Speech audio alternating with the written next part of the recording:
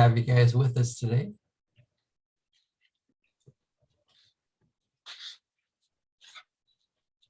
So the number one thing that we need to make sure of is getting people over to the new platform, the new server for Discord, as well as the JV agreement. So I think everyone got their JV agreements, the link to it. So if you can go ahead and fill that out, sign it and send it in. Alex has already received some of them has not been received yet, but as soon as he gets it, then he'll get you in, or Mike Jones will get you into the new Discord server. At the end of the month, we're going to be shutting down the old Discord server. So that gives everyone, another week or so to get transferred over, to get their JVN agreement in within, your higher levels of percent, and then get into the new server. That way we won't have a disconnect there. Any questions about that? Any issues anyone's been facing with the JV agreement, or being able to sign it or get it over to Alex, or getting into the new server? We want to make sure everyone gets over before it's before we shut down the old server. All good? Okay, right on. So now moving over to the new CRM, ReiReply. Alex and Pri and Mike have been working on that. Let me over here real quick. I'm going to pull up this.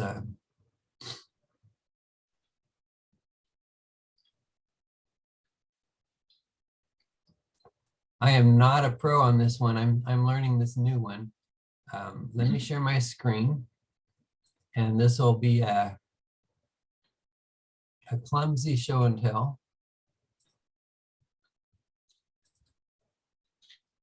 All right, can you all see my screen? Yeah. All right, cool. So Alex is the pro here, along with his team. Alex, how do I get to the pipeline? Opportunities. Yeah. All right, cool. So Alex has recruited Michael Jordan, LeBron James, Scottie Pippen, a lot of other good guys from my era.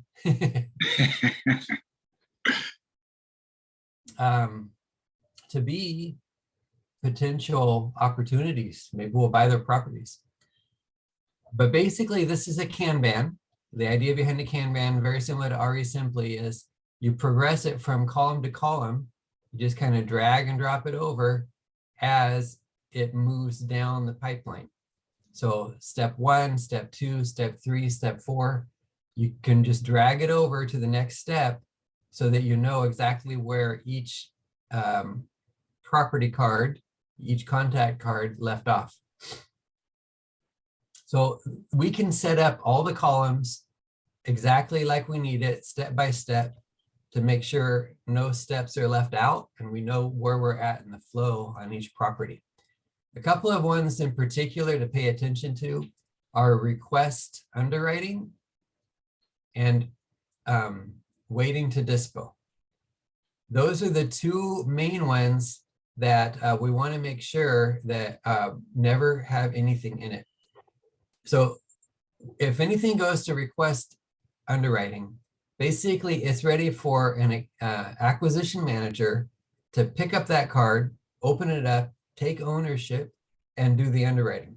So as soon as they, let's say that Scottie Pippen was over here under request underwriting, and now I'm an acquisition manager, like Ray. I think Ray, you're an acquisition manager, right? So Ray might say, all right, I'll handle that. So he drags it over to acquisition follow-up because now he's claiming it. He opens it up, and then instead of unassigned, everyone's names will be in here. So Ray can just assign himself to this because now he is following up as the acquisitions follow-up. So he'll take that and move it forward from there. And actually, these two columns need to be over here before in negotiations. So if you could please, Alex. So basically, the idea behind it is the flow is, number one, a property finder makes contact. They either call up the broker or they call up the seller. They get all the details. They enter it in through a form. So Alex has been working on a form, and I'll show you that in a minute, so that you don't lose track of all of the details that you need to collect. So as you're on the call, you can have that form open, you collect all your details, and then you enter it into the card, into the form, and that form will create a card right under contact made.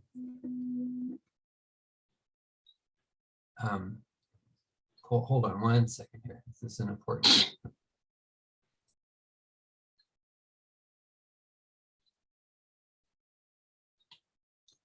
While he's doing that, I'm about to adjust the card itself. So he wants that there.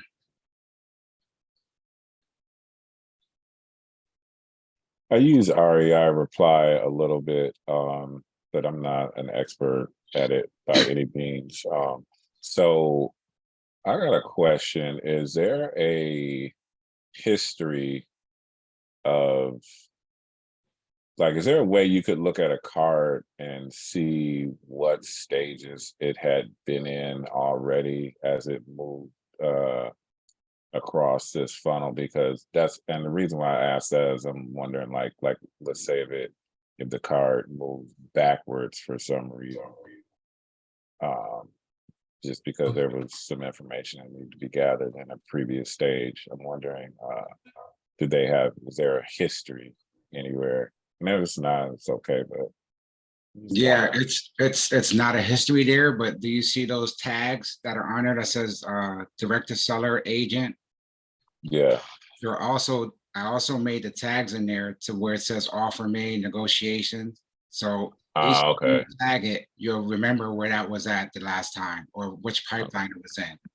Yeah, I was just curious, like, and just in case a card had to move backwards. Correct. Wanted to see, okay, so this card was here, but it moved back. Yeah, and then once it gets to that stage, when you open the card, you can just tag it offer made, and then it moves to negotiations. You could tag in negotiations, and all the tags are in. And if you don't see a tag, you can actually make one while you're in there, so we can all utilize it. And again, it's just the beginner stages for us. So if you see anything or you think something, we can add something, we'll add it to it. It's not a problem as long as the feature exists. Yeah, I use ReiReply a little bit. Yeah, not an expert though. It's pretty. I try to make this one just really, really basic. Like he said, when you fill out the form, it's just going to come right in here and we can all see it. And then you can tag yourself because you're going to be the owner of that card.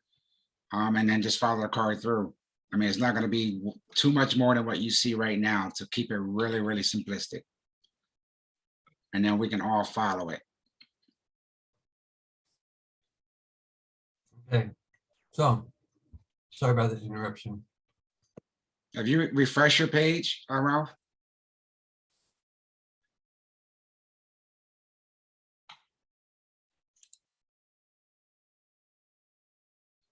Did you want it there? Request underwriting? Yeah. So so basically the flow is, you make contact, you put in all your information, and then you create an offer, right? So you send them that 50% offer, and we'll talk more at the end again about how to do that 50% offer. Somebody was asking in the Discord, how do you make that offer? How do you know where to put? So we'll go over that again in a few minutes. After you make that initial offer, or you drag it from here over to here. And that way you know that the offer has been made. So once you make the offer, you're waiting on them, right? You made the offer, you're waiting on them to respond back. Is it a yes or is it a no? So the idea behind it in the go for no is that it's going to be a no, right? It's a low ball offer with the idea that it's going to be a no. So when they respond back, then the next step is to request the counter offer, right? So I think there's supposed to be one column here that said, after offer made would be requested counter offer, requested counter, right? And then after that, it goes to column 3, which is request counter or requested or waiting for counter offer. Then once they send back the counter offer, then it goes to column 4, which is request underwriting. So now you can call up your AM or the AM can look over here and see that there's something in this column, request underwriting. So this is like the AM queue, just like we might have a waiting to dispo queue. Waiting to dispo says, I need a dispo to take care of this. Request underwriting says, I need an AM to take care of this. An AM would be the underwriter. So they'll go in, they'll look at all the details. You guys can talk on the phone, whatever you need to get this underwriting done. And then from there, they'll drag it over to the next column so that you, as the PF, can go ahead and pick that property back up and start the negotiations. Make sense? And then after that, so acquisition follow-up. So basically the acquisition follow-up is the request underwriting. We'll have to take a look at these columns again, but it'll be in negotiations. AM will be working directly with the seller or directly with the agent to keep that rapport going. And then it'll go to under contract. And then after under contract, it'll move to waiting to dispo. So we'll have to walk through these columns a little bit more and tighten them up. But that's the idea, is to just go from column 1 to 2 to 3 to 4 to 5 to 6 until it goes, after waiting for dispo, it goes to dispo. So the dispo manager will see it here, say, okay, I'll claim it. He'll drag it over to the dispo column. He'll open it up and he'll change it from him, from no owner or previous owner to himself. So let's say that Alex was going to be the dispo. He would put his name in here and click update. And now it's it'll be under dispo with Alex as the owner. So if I was to open it up again, it shows Alex as the owner. So, and then from there, once Alex gets a buyer, he'll move it down to the next column for the next step. Does that make sense? So what the whole idea here is that we can put in exactly step by step to keep the flow flowing from one person to the next. And even within a person, a PF might have 4 or 5 steps. An acquisition manager might have, very little steps now, because basically they're acting as the support for the acquisition manager. They're underwriting, that's their main step that they would be doing, but primarily working with the acquisition manager, because the acquisition manager needs to keep that rapport going to get it over to being under contract. They can do a three-way call and that conference call, so that the expertise of the acquisition manager can be in that negotiating power. But the whole idea here is that we break it out. Every single step is a separate column, and you just drag it over. And if you're a different person, you claim it into your position. And the primary ones for claiming would be request underwriting, back to PF over here, and then waiting to dispo. The dispo would claim it. And then later on, we'll have creative financing help needed. We'll figure that out, it's a work in progress to see how to put that in here. Maybe creative finance help needed will probably be much sooner in over here where it's negotiating. Where is that? Oh, in negotiations, right? Yeah, at the beginning. I just put it at the end because I didn't want to confuse them. I just wanted them to see the pipeline at first, and then we're going to adjust the columns as we have conversations now and kind of see what everybody thinks. Right. Yeah. So, yeah, it's a work in progress. As we move forward, we'll refine it, and it's not quite done. But the idea behind it is to make it so smooth to go from one person to the next and have certain columns are queues. So you can go to your queue column, like underwriting. This is the queue for underwriters, and they can pick it up, drag it over, and claim it. Let's see, we got a couple of, where's number 33 pound? Oh, Larry Bird. That's, oh yeah. 33 for Larry Bird. Gotcha, right? Yeah. Too funny. Okay, any questions about the Kanban and ReiReply? It's not done yet. Hopefully soon.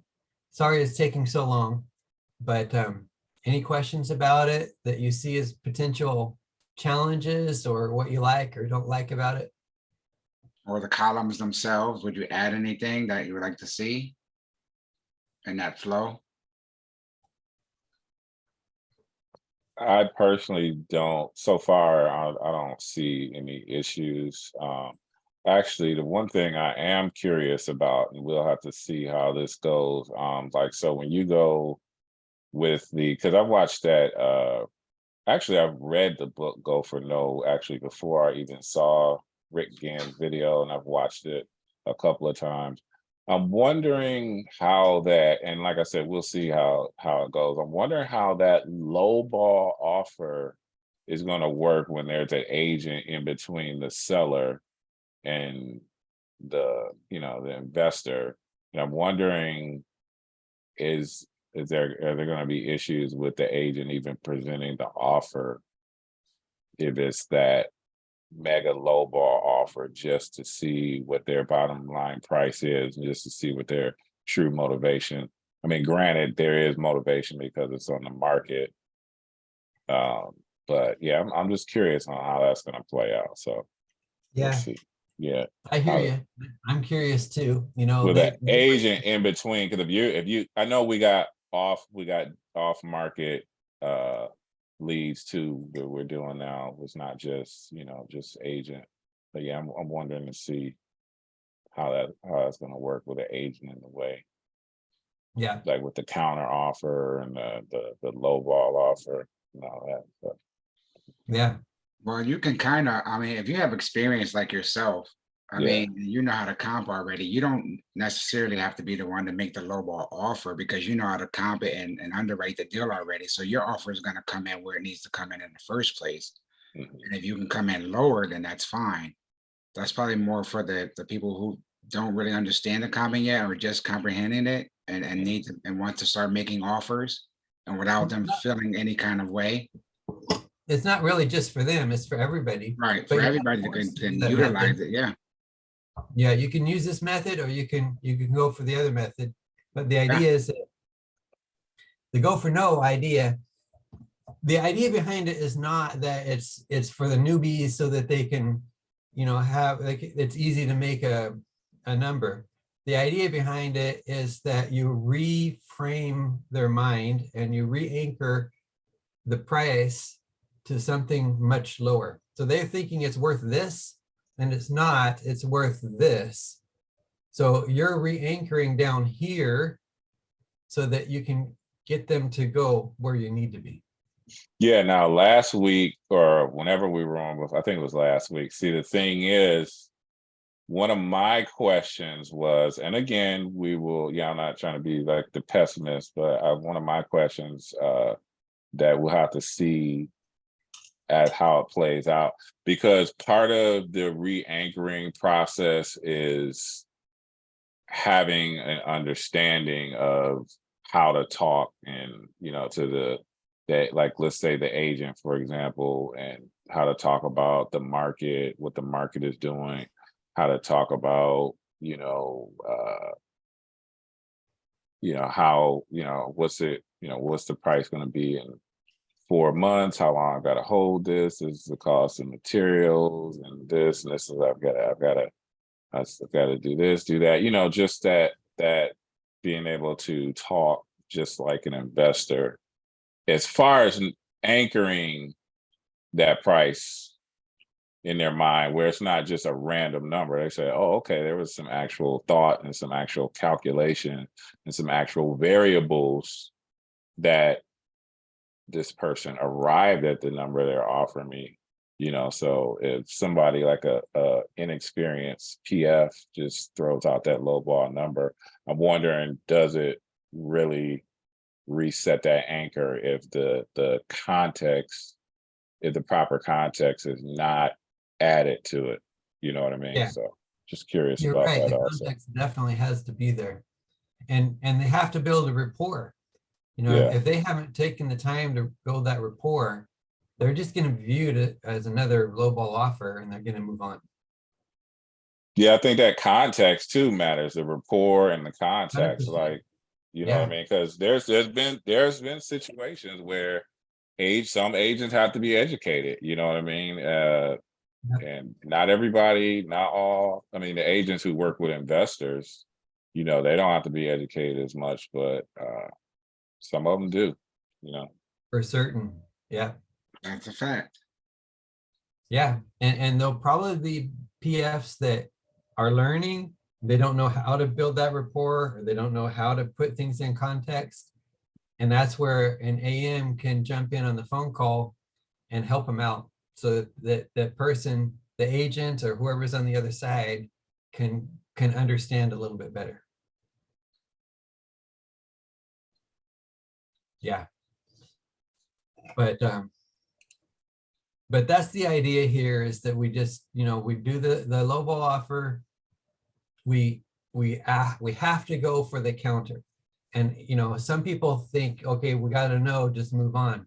But that's not the idea. Even if you're not doing the 50% lowball offer, if you're doing a much closer to max allowable offer and they say no, you still have to go for the counter.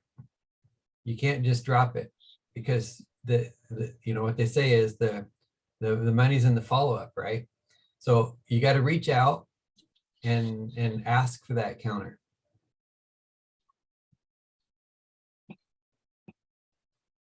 Any other questions on the Kanban and on ReiReply? Sorry.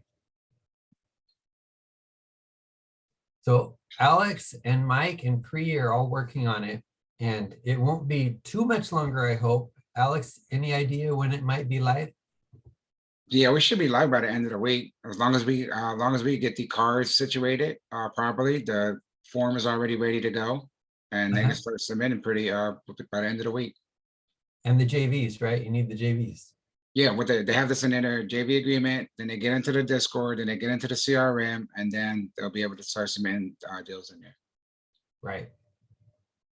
And then All right, one other thing at the top right there, before sorry. Oh, sorry, that's okay. Let me go back. Sorry. All right, go ahead. At the top where it says agent seller outreach pipeline, where it says owner. Yeah. Yeah, right there. Right, yeah, that one. So when you guys are all in here and you're submitting your own leads, if you select your personal name, all your individual leads for yourself will come up. So you won't see everything all at once. So if you submit mine, those are the ones I actually submitted, and they will be under my name because I claimed them. And then when you go back to all, then you'll see everybody's. But this is just a quick way to see what you're working on as well.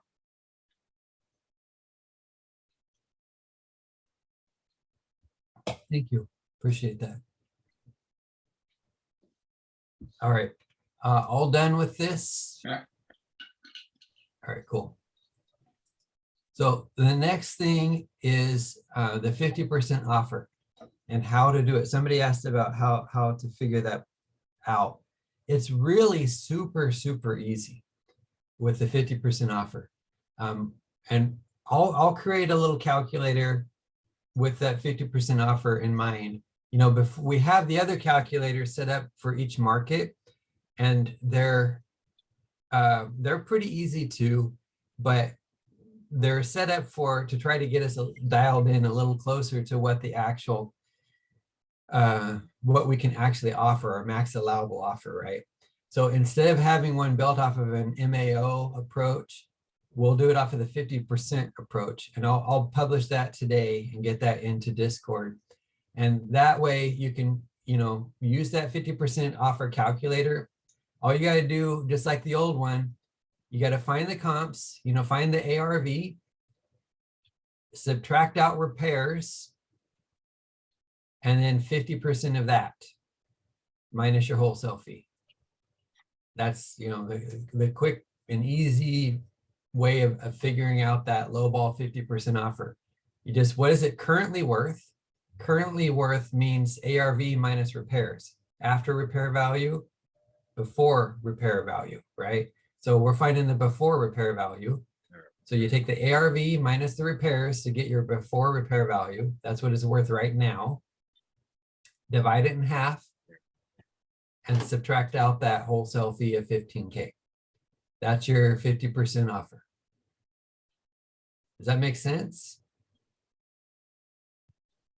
So it's just the ARV minus repairs, divide it in half, minus the wholesale fee of 15K.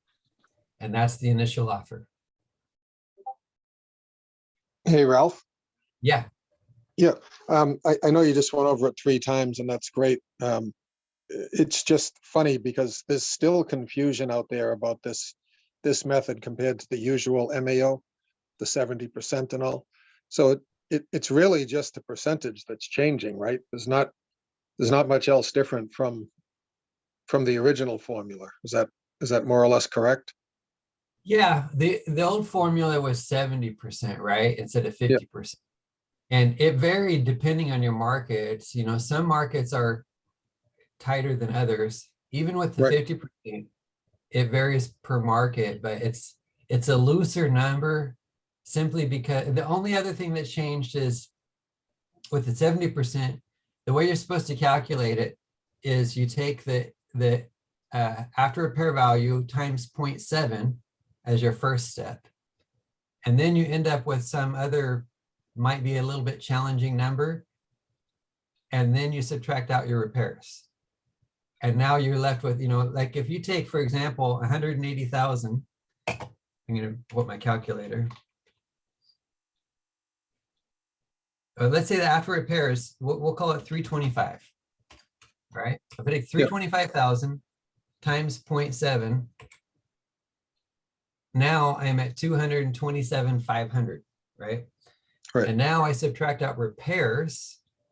So let's just say that the repairs are, let's say it's 1,000 square feet and it's $40 a square foot. So that's 40K. So I take a minus 40K and I'm left with 187,500 minus the 15K, 172,500. And the 15K is the wholesale fee? What? The 15K is the wholesale fee, the assignment fee? Yeah, Yeah. exactly. So the new method is that you take out your repairs first. So if you start with, what was it, 325? Yep. And then you subtract out your repairs of 40K, 285. And then you divide it in half, which is 50%, 142,500. And then the 15K. 127. So the big difference is percentage first with the original, and now it's repairs first deducted. Yeah. Yep. Right. And whether you do it before or after, there is a difference, but it's minimal. It's not a big thing. When you're doing a lowball offer, the nice thing about it is it's not an exact number. It doesn't have to be exact. So if you're a little bit off on your ARV, a little bit off on repairs, you do repairs before or after you do your percent, it's going to change it, but it doesn't really matter too much because it's a lowball offer. We're going to come back with the underwriting from the AM. So whether you're a little high, a little low, it's okay. It's not a problem. We don't have to stress over it. Don't worry about it too much. The main thing is, we're switching from 70% to 50% simply to have that room And to, make it not exact, but primarily the main reason is to re-anchor them, their price. They have in their head it's worth 90%, but they're wrong. So we're re-anchoring at 50% with the idea that gives us room to negotiate to the 70% range. Okay. We're just restarting the conversation at a more attractive level, right? Yeah. We're basically saying, you're 2 miles away from the target. I'm going to go 2 miles away from the target the other direction and saying, hey, we need to meet somewhere else because you're too far away. So how about we go towards the middle a little bit? Okay. And you don't have to use this method, but the idea behind the method is that we're re-anchoring them to basically devalue the house from their unrealistic value, so that now we have room to negotiate in that emotional state of, okay, maybe it's not worth what I thought it was worth. Okay. I know there's some people in my local group that think it's 50% and that's it. You don't have to factor anything else in, but I just wanted to clarify about the repairs and the assignment fee. Yeah, Okay. but most definitely you do. I mean, think about it this way. If it's a tear down, if it's a gut, that you're going to take away most of the value of the house because of the repairs. It might be a Right. $300,000 house, but you've got $150,000 in repairs. Right. So if you do In a some 50%, cases, yeah. In some cases, you really just have a lot. If it Yeah. really, yeah, right. exactly. You might have Okay. infrastructure or maybe a foundation that needs repaired, Yeah. right? Yep. Okay. But yeah, the idea behind, I mean, if you have a cosmetic versus a gut or a tear down, that's a big, huge difference that needs to be factored in. Yeah. Okay. And then we have to factor in the fee too, because we need to get paid. Okay. Great. Is 15 the standard, or is that flexible too? How do we It is gauge that? flexible, yeah. In the market we're in, it's really tough to negotiate much more than that. The idea behind the 15% is that's the national average. On market, it's really tough to get that national average because it includes a lot of off market, right? Off market, you typically can negotiate a larger fee, a larger spread, which allows you a bigger fee than on Okay. market. But if you go with a 15K and then it goes to dispo has a little bit of room to work with. So if they need to drop it a little bit to find a buyer, then they can do that. And then it might be 10K instead of 15K because of where we ended up with the buyer. Okay. And it's always 15K. It's not 15%. Right. Yeah. It's always a monetary value, not a percent. Okay. Great. Thank you very much. Oh, you bet. Yeah. And that monetary value, it does kind of grow and shrink based off of that value of the house. The $300,000 house is like the middle of the range, right? We talked about last week, the bell curve. It's at the top of the bell curve. If you have something that's valued very little, it's much harder to get a 15K fee. If it's only worth 100,000, you're probably not going to get a 15K fee out of it. But you still want, a number that's worth your efforts, right? So I would never say go after a property that you think will only be a 5K fee, because it's not enough to account for the risks and the efforts involved. So you want to at least go after a 10K fee or higher. 15K is more reasonable. But if you're doing $1 million house, I would definitely do a higher than a 15K fee if at all possible. It's not really a percent like a realtor gets, 3% or whatever. 3% of 300,000 is what, 9,000? So you don't want to look at it in that way. It's going to be different. So when you're dealing with smaller homes, it's going to be the percentage is going to be higher. If you're dealing with expensive homes, the percentage is going to be lower. But it's best to look at it monetarily, like 15K as opposed to a percent. Okay, and should we check with you and Alex before we push that amount up, or is it roughly above 500,000? We could go to 20 or more, or how do we No, do that? you can tweak it if you're, if you feel like it's a high-end home that deserves more, or if there's a lot of legwork involved, it could deserve more of a wholesale fee too. But the Okay. idea behind it is what can we reasonably get out of this property and still find a buyer and still be able to get it under contract, right? Okay, If we're asking too much, it's going to be hard to get it under contract, and right. it's going to be hard to find a buyer. We might need to squeeze it down to find a buyer. But of course, we want to maximize our profits on every property. So if you feel you can get 20, 30, 40K of a fee, go ahead and factor that in. But just understand that, if you factor in a 50K fee, the chances of getting it under contract, especially on market, are really, really slim. Does that make Right. sense? Yep. Okay, and that'll be flexible too with the underwriting. Yeah. Once Okay. we get to the point of underwriting, when they come back with their counter, then we go to underwriting and see where we're at, and the underwriter will help. So initially, that fee is not, it doesn't have to be exacting, it's just a lowball offer. But once we get the counter, now we have to be more exacting, and the AM will help the PF to find, okay, here's an appropriate fee, here's the appropriate max allowable offer. How about you counter back at this number, right? Okay, So that support will be there once we get to the stage of underwriting to not be on your own. okay, great. That makes sense. Okay, thanks again. Oh, you bet. All right. Any other questions on what we've covered thus far? Let me double check here. We had a couple questions earlier in the chat. Just want to make sure that in the Discord that we got those covered.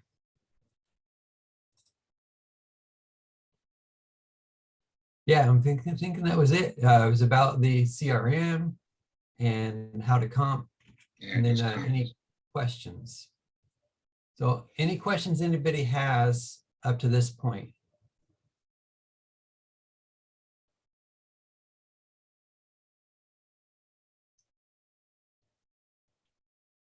All right, well, hopefully we can get this flowing in the new CRM in the next few days. Alex said end of the week it should be ready. So please make sure you get in your JV agreements, and then we'll get you into the new Discord and get you into the new CRM at the end of the week. And then we'll be live. We'll be ready to go under the new system. So thank you all for coming. Really appreciate it. So all right, awesome. take care, guys. All right. Thanks, guys.